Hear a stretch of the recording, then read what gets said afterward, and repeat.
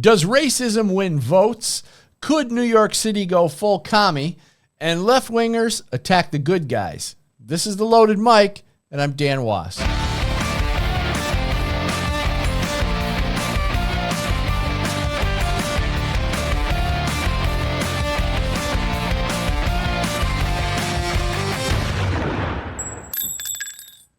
Stop letting Democrats perpetuate racism and violence in America. Now, I thought we were done with this. I thought black and white people respected each other and, generally speaking, had no deep-seated racism for each other.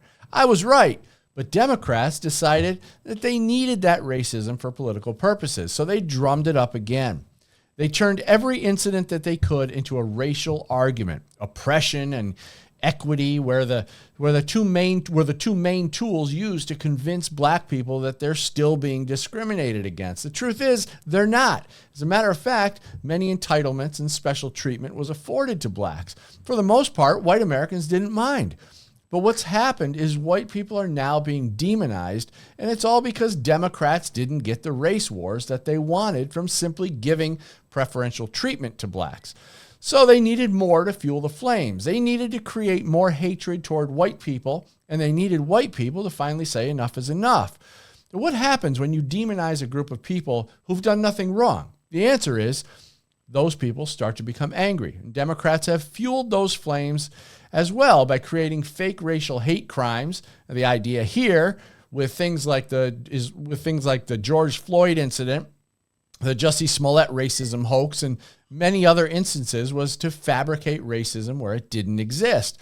So they hope that by creating the initial battles, it will ultimately lead to the large and very destructive race war that they want. They want black people to hate white people, and they want white people to reach the boiling point and finally fight back. The racial indifferences that have been fabricated and manipulated by Democrats in America should not make you angry at the opposite race.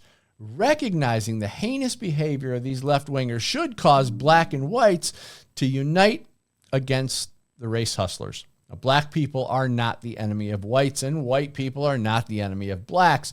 This is all manufactured hatred, perpetuated by congressional Democrats and global elites. It's time we all start seeing it for what it really is and recognize who the real bad guys are. So we're going to talk about this and many other things with He's so smart, his parents put him in a special school. John Chiara. Special. Well, Anthony's not here today, and we all know that he's special. So, oh boy, poor Anthony. I don't pick on Anthony when he's not here. I don't think that's fair. I agree, but you do. Anyway, so that was, there's so many things I want to talk about today. We got such a great show. The topics are going to be very, hopefully, very enlightening and timely. Yes, and timely.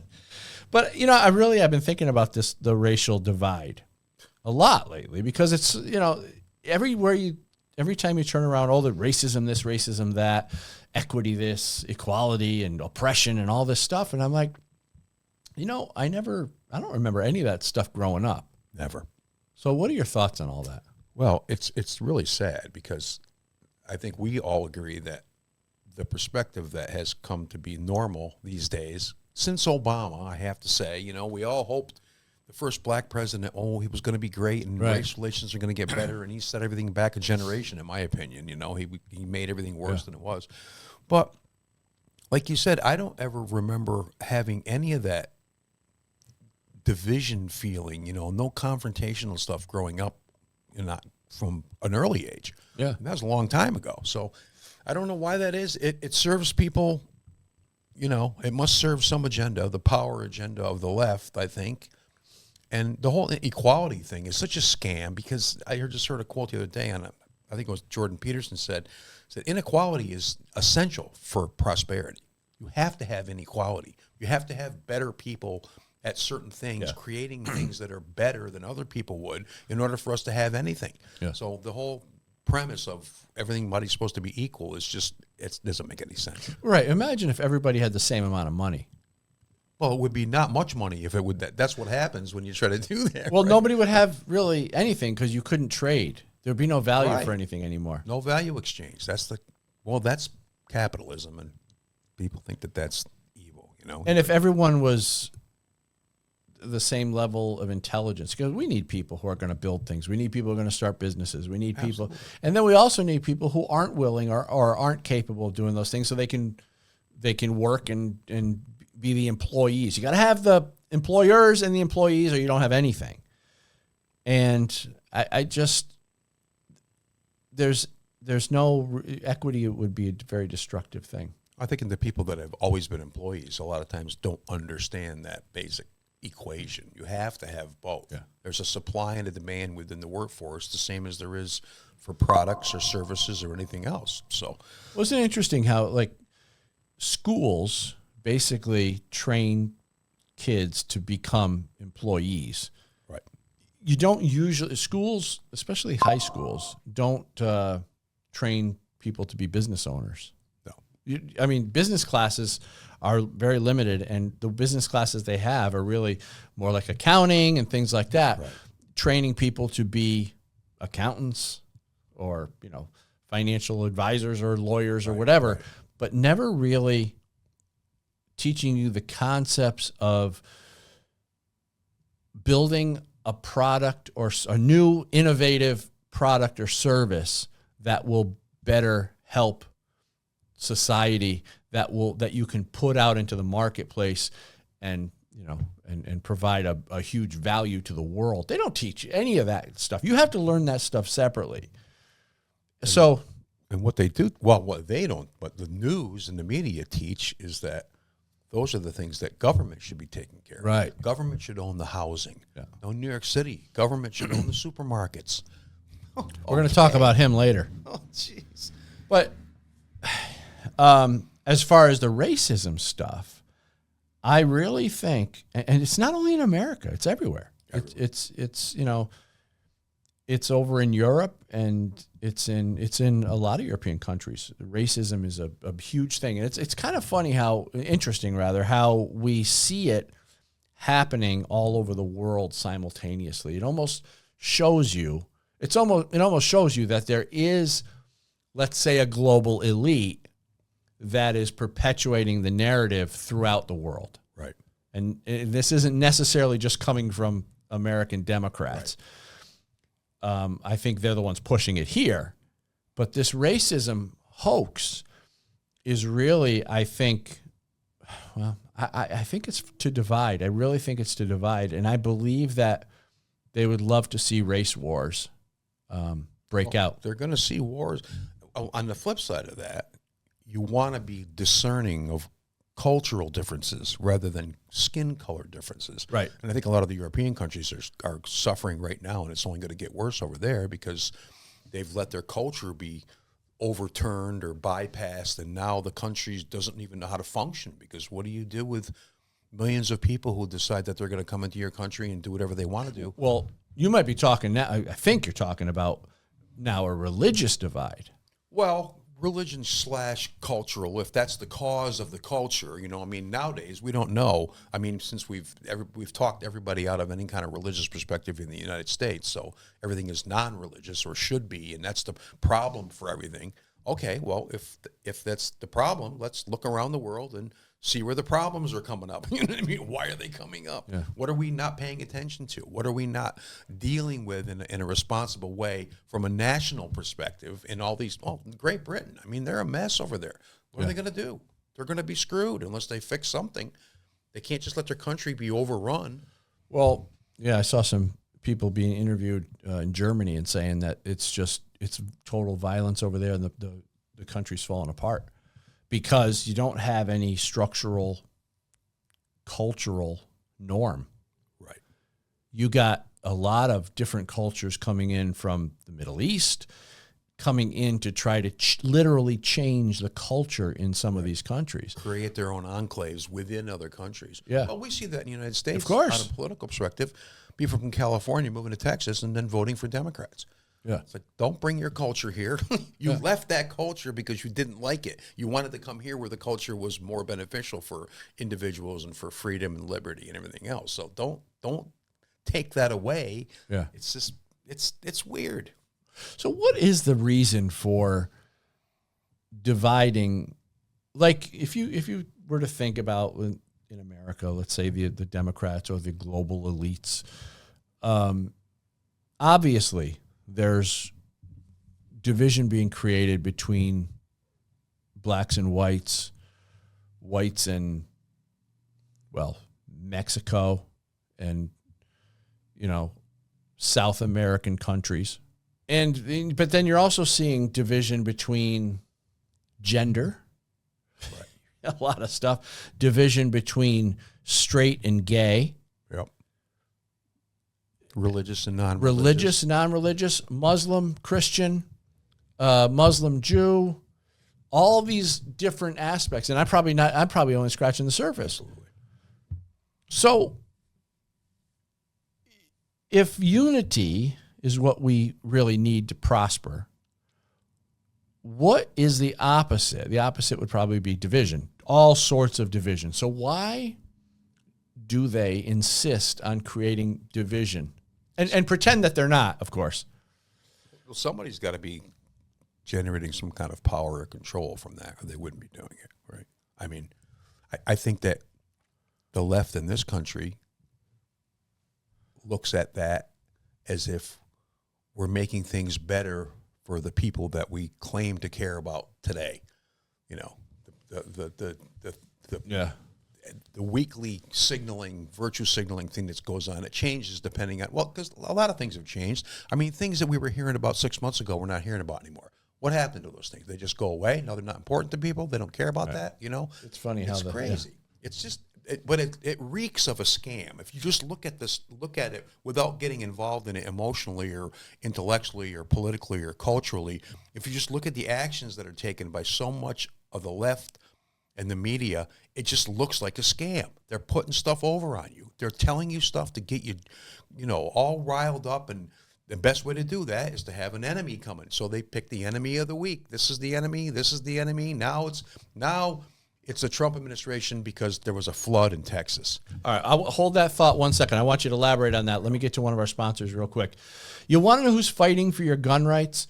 Gun Owners of America. Now, GOA is the no compromise gun rights group, so I urge you to become a member at gunowners.org. What have they done? Well, GOA secured a preliminary injunction against the ATF pistol brace rule. GOA members submitted a record 85,000 plus comments opposing the ATF's universal registration check rule. They helped enact permitless carry in Nebraska and Florida. GOA secured victories in California, Illinois, New Mexico, New York, Oregon, Pennsylvania, and Virginia. Plus, they won 2 legal victories against the ATF's zero-tolerance policy. And GOA fought to overturn Joe Biden's ban on funding hunter education, shooting sports, and archery in schools.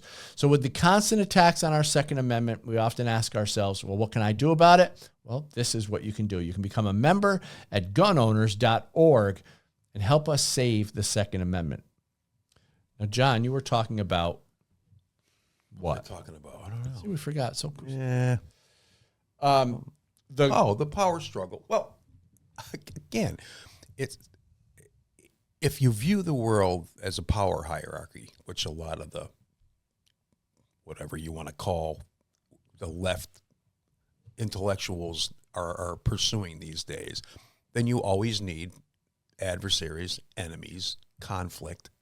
You need all this stuff to keep going all the time, to keep people occupied. Yeah. And we see that, right? Like we said, it changes every week, and there's a new thing coming up. I see memes pop up from the same people over and over again. It's just one thing after another again. So there's a flood in Texas. We have to blame somebody. Okay. There's all kinds of disasters that happen. There's 55 people got shot in Chicago over the 4th of July weekend. Yeah. How come we're not blaming somebody for that? Where people actually die for things that are probably more preventable than a once in 500 year flood where the water raises 26 feet in 45 minutes. Let me talk about that for a second. That killing you're talking about was some rap artist was doing a demo release, right, at some club or something. And the people were coming out, and there was a bunch of people out on the sidewalk out in front of the place.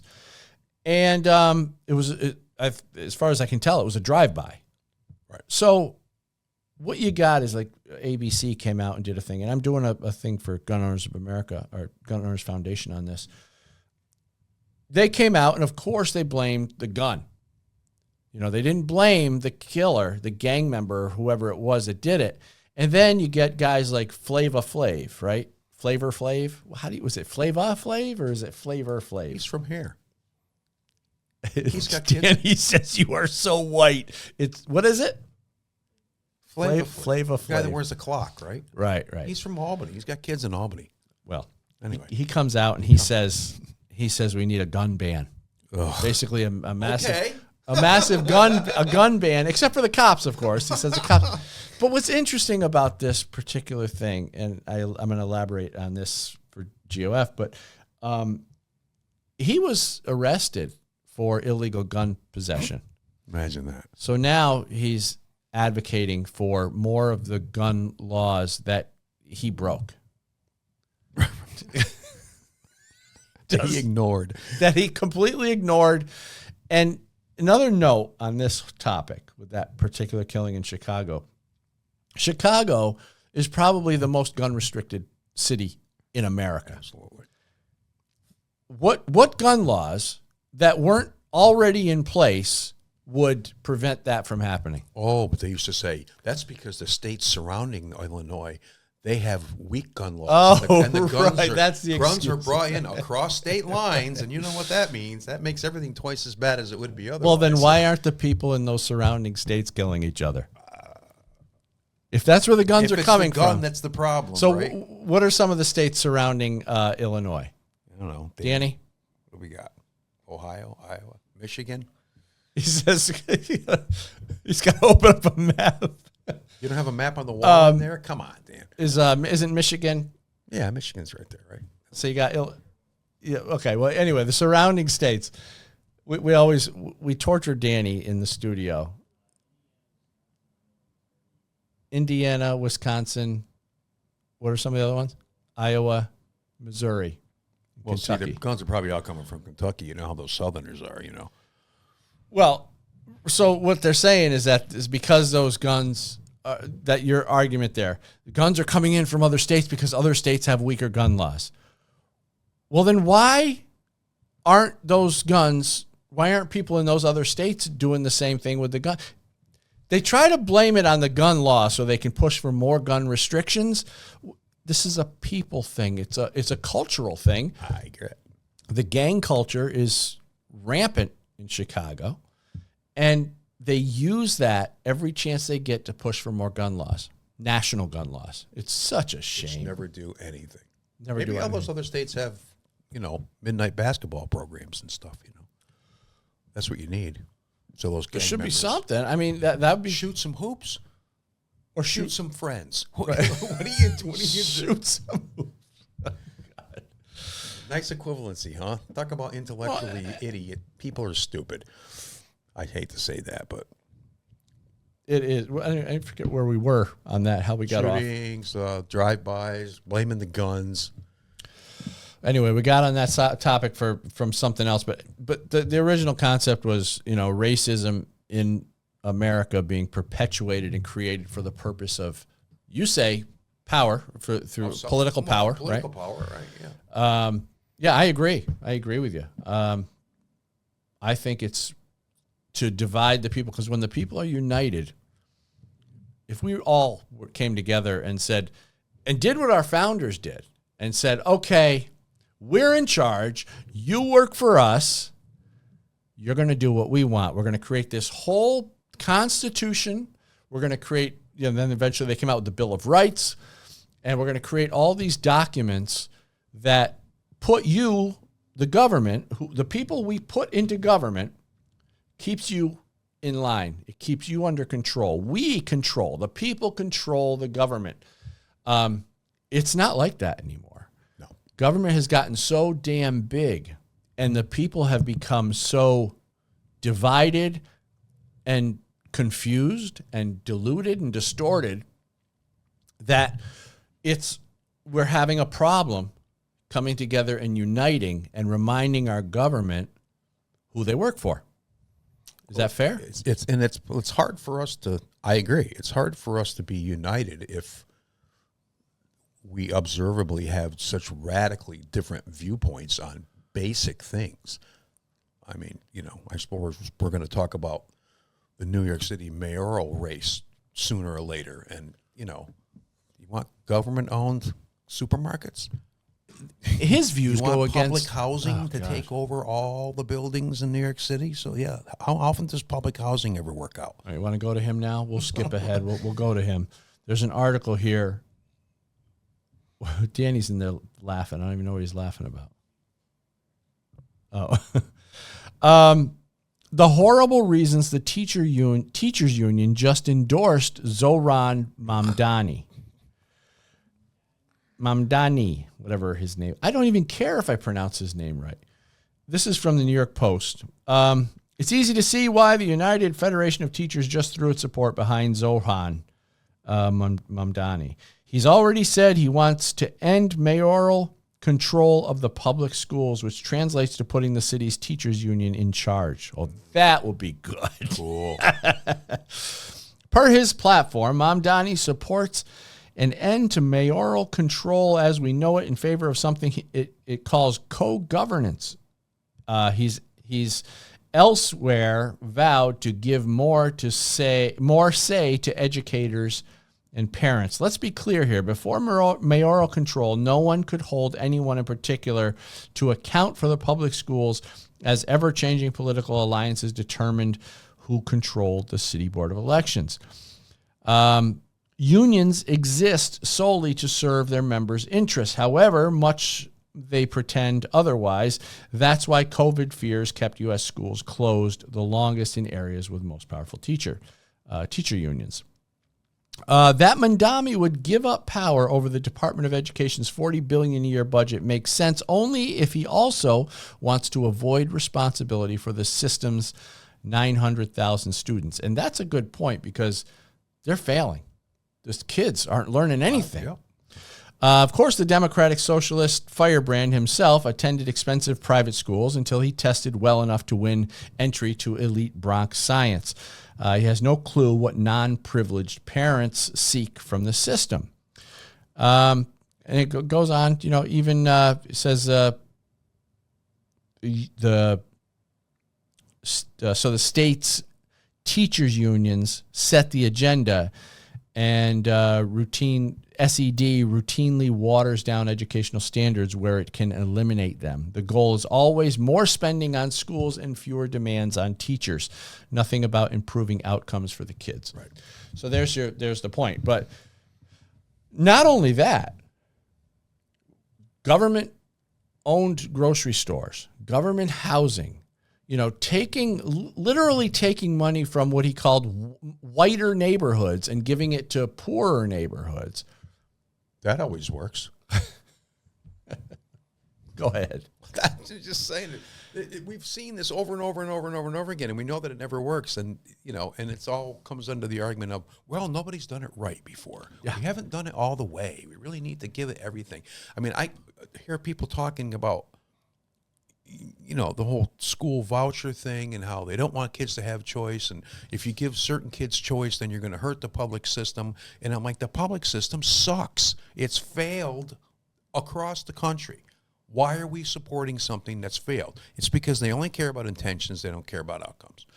They will not discuss outcomes. Look at anything. Look at climate change. Look at all this. Just pick an issue. And they will refuse to discuss outcomes. They won't acknowledge any numbers. Like Kathy Hochul today on TV talking about, well, there's lots of people that are trying to disincentivize offshore windmills and stuff. I go, the companies that you've tried to hire to put in the offshore windmills are backing out because they've run the numbers and they know there's no way to make any money. If the whole idea is to make cheaper electricity for people, that's not the way to do it. They don't care. The intention's good. And that's the common theme through all these. You think it's just intention, or is there more to it? Like, they got to be benefiting. Well, when somebody's making money around along the way. Well, if it was just to support a left-wing cause, climate change just to look good in the eyes of the public. I don't think that's enough for them. I think there must be a bigger goal with the whole climate change thing. Like, Control, it's same, and on that item specifically, I mean, if we just look at energy specifically, okay, and look at the world, China's kicking our butt. China's adding, because they don't care. Well, they don't care about the climate. They either and don't care, and they realize that the future needs drastically more power. So they're doing whatever they want to do. So they took a value for the minuscule amount of damage, and I'm even like questioning that damage to the climate. They've decided that it's more important to have abundant power. Right. And I agree with that. Absolutely. Because So- the only way out of any of these things is innovation. That's what human beings have proved throughout history. They innovate their way out of problems. That's what saved the whales. The whales got saved because they discovered oil. So they didn't need to have whale oil anymore. So now we have whales. Otherwise, we wouldn't have any whales. The whales would all be dead. Pick up on the whales after this message from our sponsor. Cali Key. Now, this device, the Cali Key, removes your AR from the definition of assault weapon. So, did you know that when so-called assault weapon ban lists are created, they exclude manually operated bolt-action firearms? So, just by dropping this Cali Key into your direct impingement AR in place of your semi-automatic BCG, you will have a bolt-action rifle that falls outside the definition of an assault weapon. You don't need to do anything else. So, give the Cali Key a look, because with it, you could retain all your rifle's features, avoid registration complications, revive your black rifle sales if you're an FFL, regain the ability to do private party transfers, legally transport across hostile jurisdictions, hunt with your AR in areas like Pennsylvania, enhance long-range precision and quieter suppressed shooting. Cali Key has state-specific expert attorney opinions on its website and supports grassroots Second Amendment organizations with its sales. Cali Key's mission is to empower customers and claw back our civil liberties. So go to calikey.com and use the discount code LOADED. And John's going to tell us about whales. Whales are cool. They're really cool. No, well, for a long time, whale oil was what they used to light street lamps and everything else. Yeah. Blubber. They had to kill the whales and extract all this oil. And that was the source. Then they discovered oil under the ground, so they didn't need whale oil anymore. It's a lot easier to dig a hole and pump oil out than to kill whales. This is why we say you're so smart. You know all this Is stuff. just, come on, Dan. I know you know all this stuff already. But my point being is that we need innovation. So back to the inequality argument, you need smarter people that can get a lot of things done to innovate and make things, make rockets that can come and land back on the pad, so that instead of costing $10,000 to send a payload up, it might cost $100 by the time they get their stuff. But if you suppress those people and you take their money and you disincentivize them for creating those businesses, Everybody has because somehow rich people are bad, we're not going to have anything. We all Are we gonna have less. That's what we have. Are we going to rely on the people who don't produce anything, who sit around on their ass all day? Are we going to rely on them to produce things and make the world a better place? They're not going to do it. All you're going to end up doing is taking money and incentive from the rich, successful, productive people and giving it to slouches, people who don't want to do anything. Right. And that is how you kill a productive society. By making it fair. By making it fair. You'd actually kill it. Right. Because, the Elon Musk of the world would say, screw this. Why would I fight to build this great company that's going to be productive and help millions of people around the world when I know my own government is just going to disincentivize me and take money away from me, tax me to death? They're taking all the incentive out of doing good things. And they do this basically by demonizing those people because they don't like something about those people. I mean, Elon Musk is a character. There's probably things about him that you can like and dislike. But that doesn't matters. It doesn't change that he's Elon Musk and he's doing what he's doing. I mean, that is just, again, it's the intention of, we want to be do the right thing for all these people over here who can't take care of themselves. And my first question is, did those people all come to you and say, can you help us by demonizing Elon Musk, by making our lives, will that make our lives better? By making Elon Musk's life better, they think it's going to make, or worse, they think it's going to make their life better. Show me that equation. I've never seen that equation. It's so I put a post up annoying. yesterday. Your problems are not the result of somebody else being a billionaire. But yet you get all these progressives out there. So progressive. Towards what? That's what I always ask. What They're are we progressing degressives. toward? They're degressives, right? If you watch them, they've become so brainwashed and angry and hateful towards successful, productive people. Yep. They actually believe that they're the good guys and the productive people in the country are the bad guys. I'm telling you, it's completely twisted. They have no idea what's been done to them. They think they're righteous. Right. By demanding that our government step in and take money from wealthy, successful people and give it to them for doing absolutely nothing. Moral superiority. Oh, my God. It pisses me off just talking about it. It incentivizes anything you want. You can stick anything in there, and it works, though. Pick a topic. Hey, we want to all go play professional football. Well, we're going to go in there, and the rules aren't fair. So we're going to change all the rules of professional football because we have moral superiority. We don't know anything about football. Right. I can't kick a ball. I can't kick a ball 10 feet. But we're going to make it fair. Well, isn't that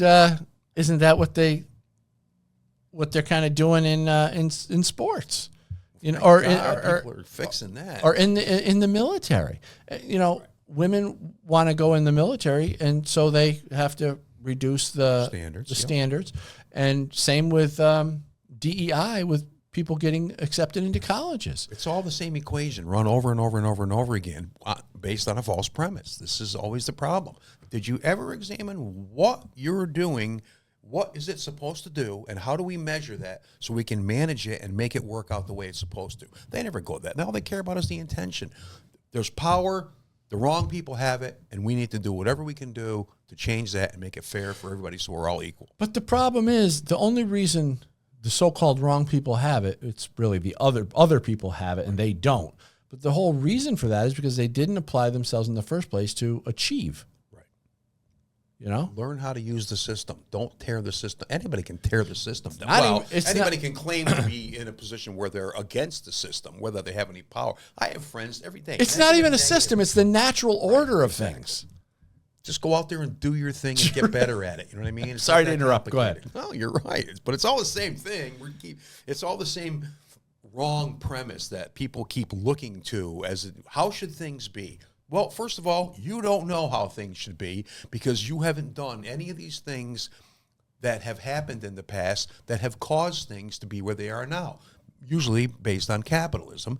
You don't know how to do any of these things. You've been an employee your whole life, and you're mad about something, so you have to have an enemy, and the rich guys, like they always have always been the enemy. Not saying in the past that there hasn't been all kinds of abuses and all kinds of things that have happened. But it's 2025.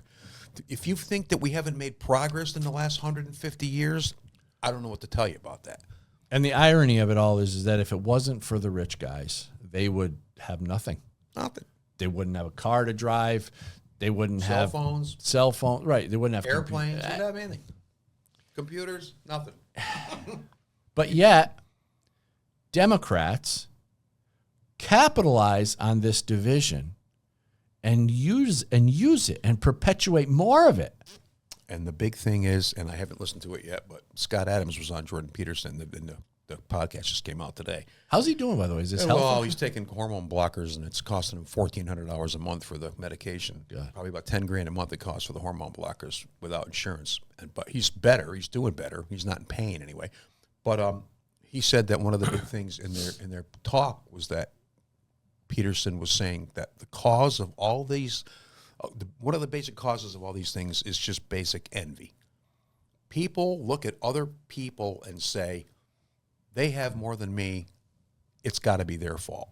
It's not my fault. It's somebody else's fault that I don't have what I think I should have. So if you're using that as your worldview, you're in big trouble. Yeah. What are you going to do? Because the other guy's the bad guy. They're successful. They're the bad guy. and I'm just a victim. Everything fits in that equation. Just plug in whatever you want, and it always works. I mean, it doesn't work, but for you, for the individual feeling like he wants somebody to hate, somebody to blame, it's the perfect solution. And it's simple, and it's shallow, and it's unintellectual. It's all these easy, it's the easy way out for everybody that doesn't want to figure out the hard way. So our left-wing government could stop promoting that sort of behavior and hatred and anger. They could actually try to unite people and say, listen, we're all in this together. There are some people that are at the top because they've earned it. There are some people at the bottom because they're not willing to put the effort in. We all need to find our role, our hierarchy of role, where we are in the world, and let's What do you value, right? You got to figure out what it is. Well, and let's admit it. There are people that are at a different hierarchical level in life. And if we deny that or try to take it away from them, that doesn't work. Doesn't work. So Democrats could promote a new view of unity. They say they want to unite people. Well, they don't. They really want to divide people in every single way they can. Yep. But if they did decide they wanted to unite, boy, this country would be so strong. If we were united in a lot of these, like all the stuff we're talking about, if we were united racially, if we were united and the wealth scale, all the different topics we're talking about, we would be a really strong country. Absolutely. And I think President Trump is really trying to do that. I mean, he understands how the process works. And this is the thing, too, that, again, that short-circuits the whole thing, is that the easiest way to short-circuit that is to get people concentrating on hating a person. And that's what they've done with half the country. I know people that hate Trump. They hate him so bad they can't even stand it. What are you talking about? Yeah. If you applied that to any other person, you would say, that's unfair. It's crazy. It's crazy. Crazy. And not productive and not useful and it takes it's like having some addictive hobby that takes over all your time, and then you complain that you don't have time to, do anything else. It's just it's self-destructive. And they don't see that they've been conditioned. It's all a conditioning. It's a mental, psychological conditioning to hate Trump like that. That just doesn't happen. No. As a matter of fact, we saw before his first election when everybody loved him. On TV shows, I was watching Alf the other day, and somebody says, oh, he's trying to order a pizza, right? He's taking care of some blind woman, Alf, right, who doesn't know that he's Alf. And he's like, he goes, I'll take care of dinner. Oh, I'd like to order a large pepperoni pizza. Charge it to the family that he lives with. And, oh, can't do that? I'll charge it to Donald Trump. It's right. All over TV for years and years and years. He showed up on TV shows. Yep. His name was mentioned. And they loved him. As an example of somebody who was like, wow, he knows how to do a lot of things. Yeah, he was successful and whatever. But so then you saw the media narrative change and really fabricate a new narrative about him and just keep pumping it and pumping it and pumping it and pumping it. And pretty soon, over the course, it didn't take long, a year, maybe 2 years, when a good portion of the country, so stupid that they can't think for themselves, started to really dislike him. That dislike turned into hatred. And the media doesn't stop. If you notice CNN, MSNBC, they're still pumping it. They know that it's going to work. It works to divide, and it works to create a fabricated hatred toward this guy. Yep. It's like a religion. It functions as a religion. It really does. It fills the gap. Or a cult. Or a cult. Well, it seems very cult-like to me. But we're the cultists, Dan. We follow Trump. If Trump tells us to go out and shoot people, we just start pulling triggers. And we can get this after the break, but just the opposite, actually. We have lots of criticisms for Trump. When he does something that we don't like, we criticize Not only us, everybody. There's podcasts and news shows right now disagreeing with Trump right and left. Yep. You never see that on the left. Never. Yeah. Anyway, okay, so quick break. We'll pick this up right when we come back. The Cali Key removes your AR from the definition of an assault weapon. It lets you keep your rifle with all its features avoid registration hassles, and transport in hostile jurisdictions. The Cali Key also lets you hunt in jurisdictions like Pennsylvania and enhances long-range precision shooting. Cali Key's expert legal opinions empower informed decisions, and sales help grassroots Second Amendment organizations. Cali Key is your tool to keep and equip your AR, empower yourself, and defend your civil rights. Our founding fathers saw them coming over 200 years away. That's why they wrote the Second Amendment. Join us in the fight to preserve your gun rights and stop unconstitutional gun control. Gun Owners of America is the country's only no-compromise gun rights organization. Not only do we inform and educate, but we bring the fight to court and win. Your God-given right to keep and bear arms is our top priority. Become a member today and help us take back America. Join us at gunowners.org. Oh, are we back? We're back already. Sorry, I missed that one. We were talking about the manufactured hatred toward Trump, and I want to get into some other stuff, but the manufactured hatred toward Trump is real because, like I said, before he ran for president, he was loved. As soon as he became president, the narrative changed on him, and slowly over the course of the first year or two, you started really seeing an all-out hatred for him. Now it's gone over the top to the point where they're trying to kill him. Right. That level of brainwashing, and that's why I say it's cult-like, because these people have been so manipulated. Their thought process, their beliefs have been so manipulated by this media narrative. It's amazing, and I think Democrats really understand. I think the media really understands how to do this. They're really good at it. Right. Go ahead. And that's how, the operations that you've talked about, the hating, turning from liking to hating is typical cult behavior. Because as soon as you're a person that turns on what the cult thinks is right, what do? They shun you. They push you out. Oh, right, They make right. you the enemy. We've seen it all happen many times. You know what I mean? That's just how it works. So that's, again, more cult-like behavior coming from the left when all they do is accuse us of being in a cult, which we, agreed before. We wouldn't be going out and shooting people if the leader told us to do it. Right. It's just not true.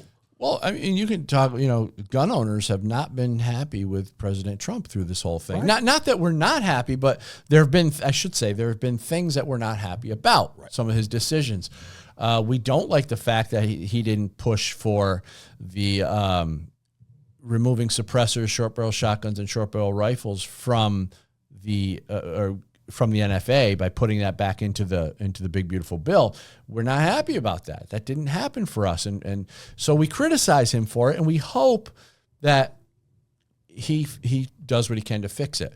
Also, early on in his first term, when he said, "Take the guns and ask questions later," no, we were very clear we didn't agree with that.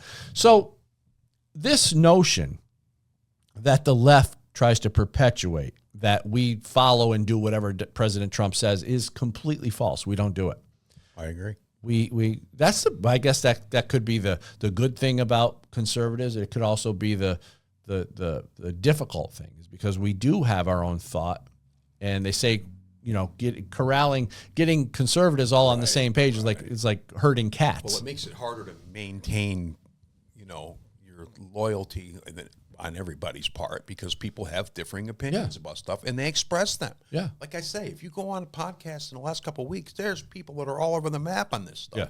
Talking about the big, beautiful bill, first of all, which has good parts and bad parts. Some we agree with, some we don't. But that's politics. People understand. People that, again, it's not even political people. What people that are bringing up the All In podcast, guys who are billionaires who know how to create and innovate and make things happen, look at these situations and say, that's how things work. You have to keep pushing on the things that you care about, and you have to accept some things aren't going to happen today. Maybe we can make them happen tomorrow. But it's an ongoing idea of how we keep our own values flowing into the system through voting, which is how it's supposed to work. The left, let's go protest. That'll fix everything. We just had an election. We're going to go out and protest. We the people.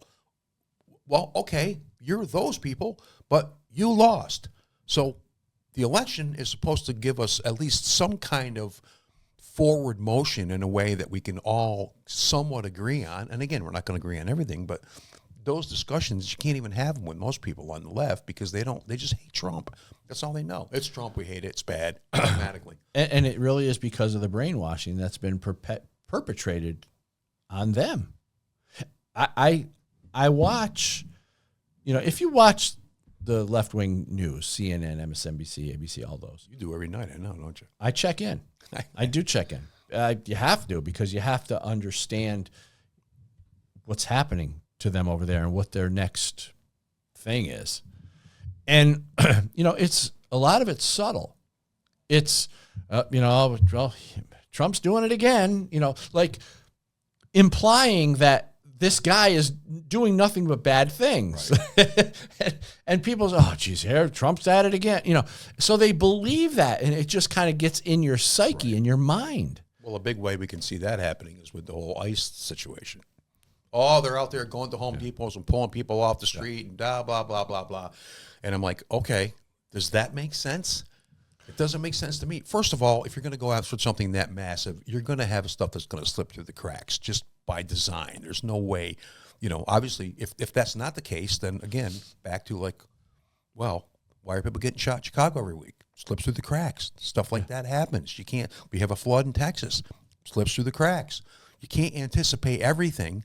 But that doesn't mean that your worldview has to be based on the fact that one person is going to do horrible things all the time, and that's all that we care about. And that's as deep as we're going to dig into it, because they don't look anywhere else. Like I said, ICE has found 10,000 kids that were lost under the Biden administration. 10,000 of the 300,000 children that were lost spread out into the country where nobody knows where they went. But the problem is the people on the left who are opposing ICE and the deportations, they've actually been convinced the most craziest thing, that ICE are the bad guys and the illegal immigrants are the good guys.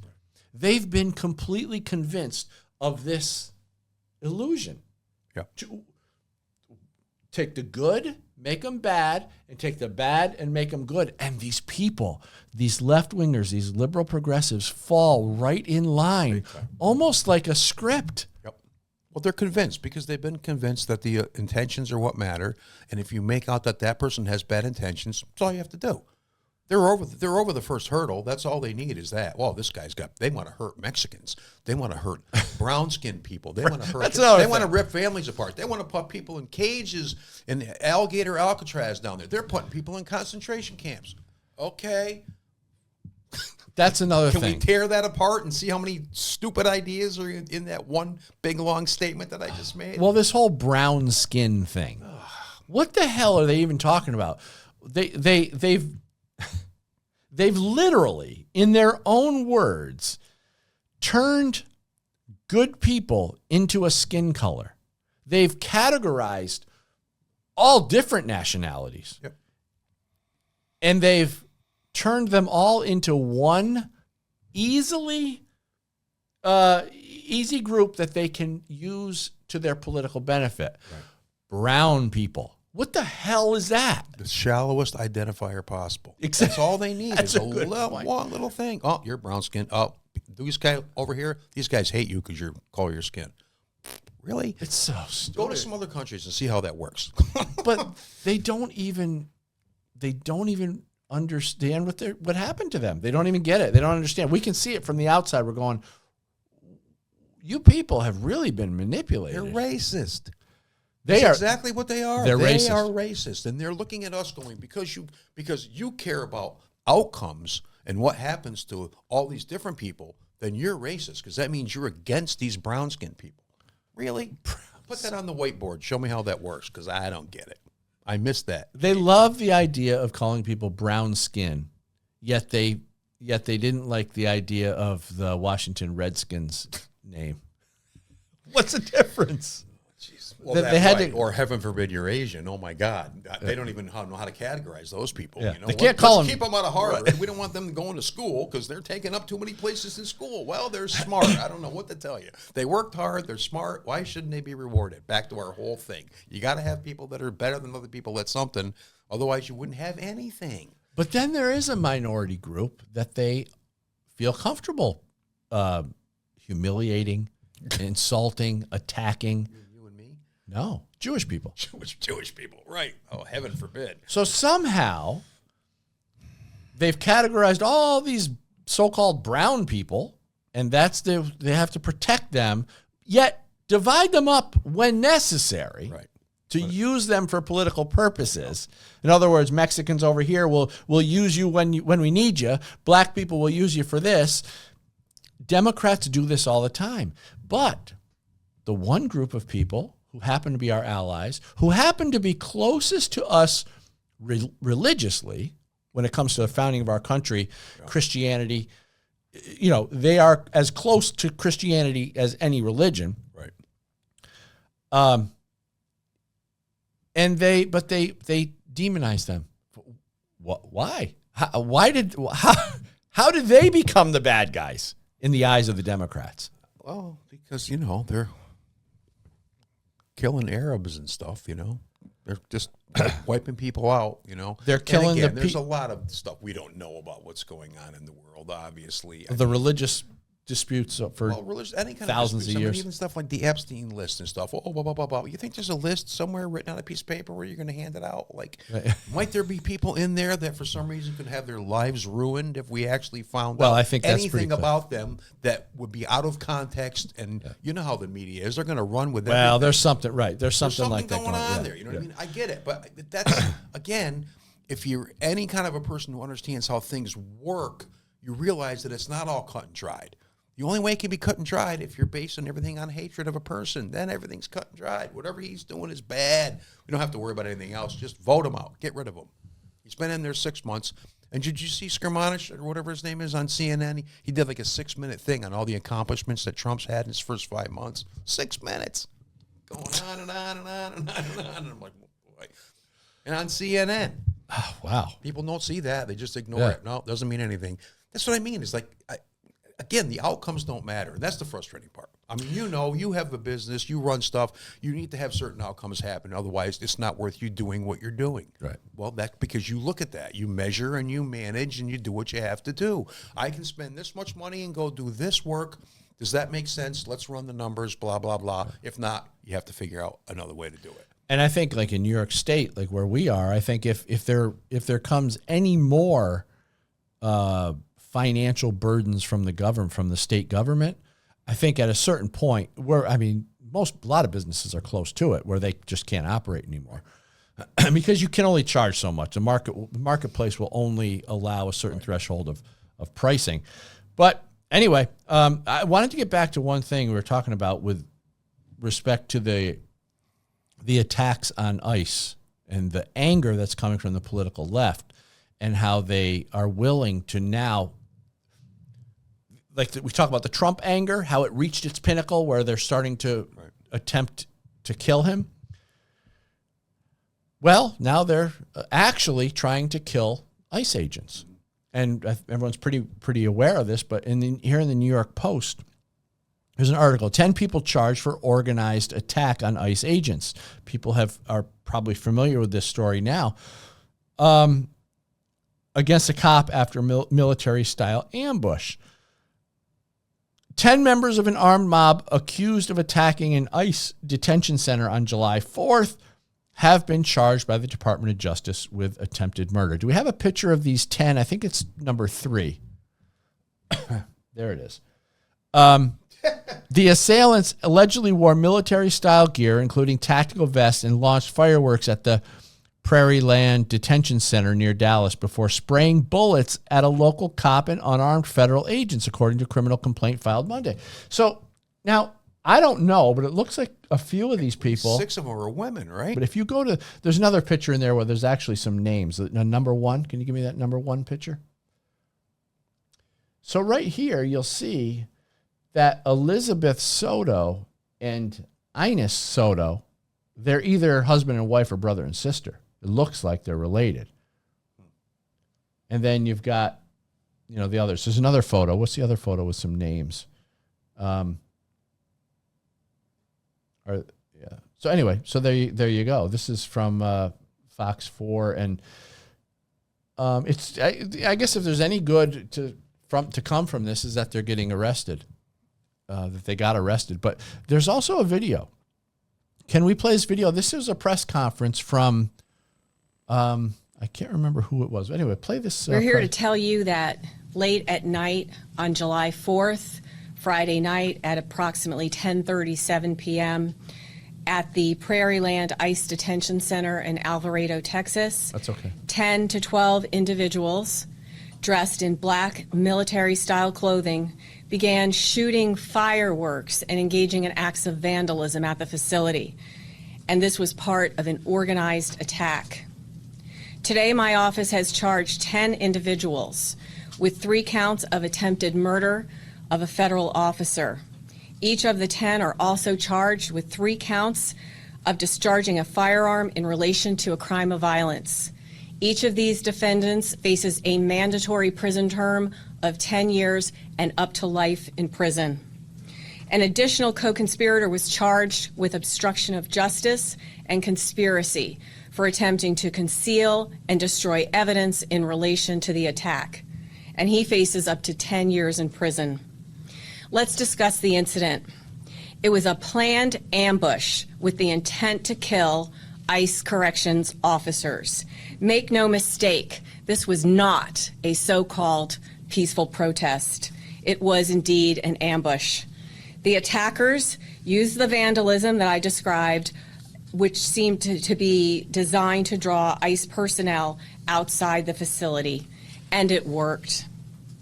After about 10 minutes of having convened, 1 or 2 individuals broke off from the group.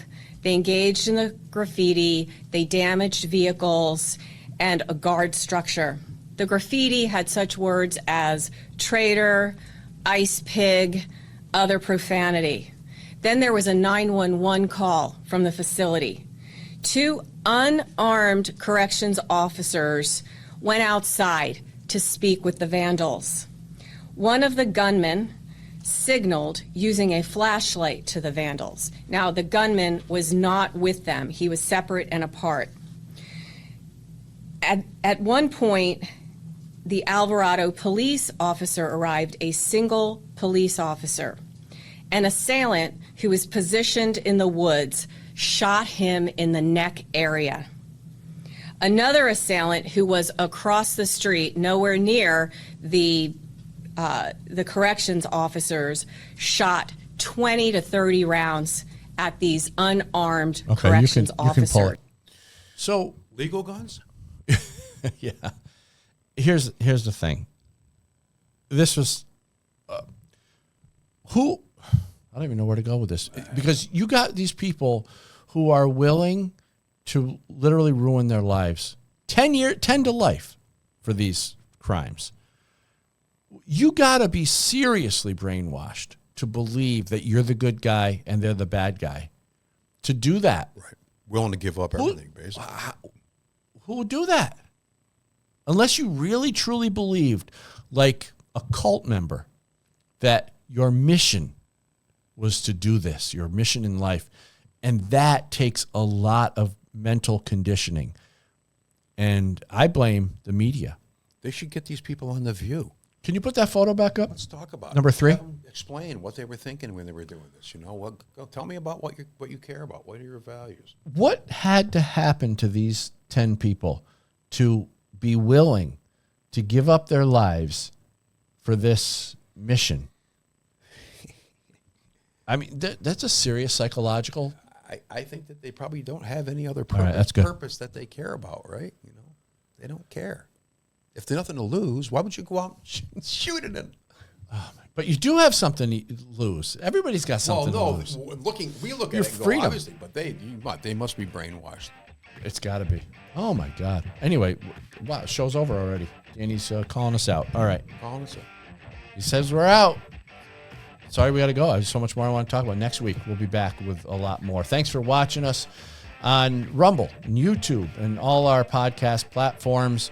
My name is Dan Wass. This is John Chiara. And just remember, your Second Amendment is not a privilege. It's your right